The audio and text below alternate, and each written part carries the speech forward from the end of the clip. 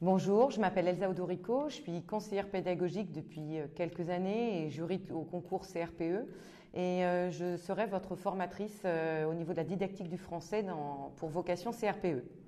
Aujourd'hui, je vais vous parler d'un tout petit point de didactique qui est la lecture-compréhension. Donc l'objectif d'aujourd'hui, c'est de vous faire prendre conscience en fait des difficultés que les élèves peuvent rencontrer dans le cadre de la lecture-compréhension et comment et aborder juste un petit point sur comment éventuellement la travailler. Mais c'est surtout quels sont les enjeux de la lecture-compréhension. Ce qui est important surtout, c'est d'abord de réfléchir en fait aux obstacles que les élèves peuvent rencontrer en fait pour comprendre les textes. Alors, ils peuvent avoir différentes difficultés, des difficultés dans un premier temps de décodage, à savoir du mal à lire tout simplement le texte.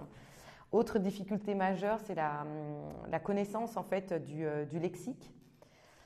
Après, le fait que dans un texte, il y a toujours aussi des informations qui sont implicites et pour les élèves, c'est très difficile aussi d'aller comprendre quand il y a de l'implicite. La dimension culturelle, la mémorisation. En fait, on se rend compte qu'il y a un grand nombre d'obstacles pour comprendre un texte. Il faut être capable, du coup, d'avoir une représentation mentale, de prélever de l'information, d'inférer, d'interpréter, d'apprécier. Et pour ce faire, tout ça, ça doit être un objet d'apprentissage. Mais avant toute chose, en fait, je vais vous mettre, vous, dans une situation de lecture-compréhension pour que vous puissiez voir, en fait, ce qui se passe dans votre tête et qu'est-ce que comprendre un texte.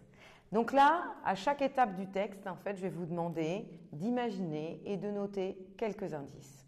D'accord, sur qui est ce personnage, où est-ce que ça se passe, donc voilà. Et vous allez essayer au fil de mes phrases de vous refaire une représentation mentale de la situation. Première phrase. Jean était sur le chemin de l'école. Il était inquiet pour le cours de mathématiques. La semaine dernière, il avait complètement perdu le contrôle de la classe.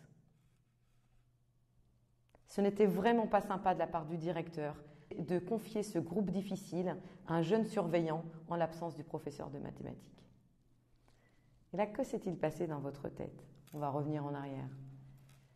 Quand vous découvrez le texte et que vous lisez la phrase « Jean était sur le chemin de l'école », vous avez probablement imaginé un petit garçon qui allait à l'école. Ensuite, vous avez eu une autre information. Il était inquiet pour le groupe de mathématiques. Vous pouvez toujours rester sur cette image du petit garçon, mais il peut prendre quelques années, par exemple.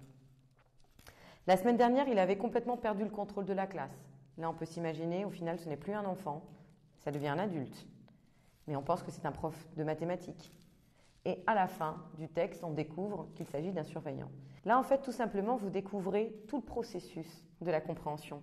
Que pour comprendre, en fait, il faut être capable de faire des liens, établir des relations, mobiliser ses connaissances, avoir une connaissance du monde, être capable surtout de modifier ses représentations, avoir une flexibilité à la compréhension et être capable à chaque fois d'élaborer une représentation mentale pour comprendre son texte.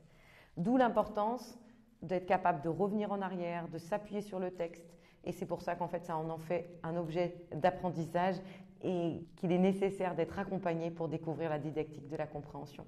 Merci pour votre attention.